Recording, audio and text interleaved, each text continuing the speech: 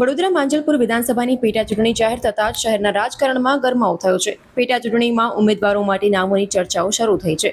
ભાજપ મહિલા ઉમેદવારને મેદાનમાં ઉતારે તેવી ચર્ચાઓ થઈ રહી છે, તો કોંગ્રેસ મૂર્તિયાની શોધમાં છે. માંજલપુર વિધાનસભા પેટા ચૂંટણીમાં ભાજપ આ વખતે પટેલના બદલે અન્ય જ્ઞાતિના ઉમેદવારને મેદાનમાં ઉતારે તેવી ચર્ચાઓ થઈ રહી છે. ભાજપના પેટા ચૂંટણીમાં ભવ્ય વિજયની આશાઓ સેવાઈ રહી છે.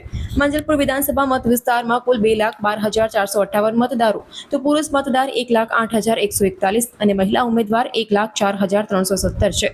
માંજલપુર વિધાનસભા પેટા ચૂંટણી માટે 18 નોડલ ઓફિસરની નિયુક્તિ કરતા કલેક્ટર ડોક્ટર અનિલ ધામેલિયા જોવા મળ્યા. Man power management, training materials, transport, EVM, VVPAT management, computerisation, model code of conduct ખર્ચ સહિતના નોડલ નિયુક્ત કરાયા છે.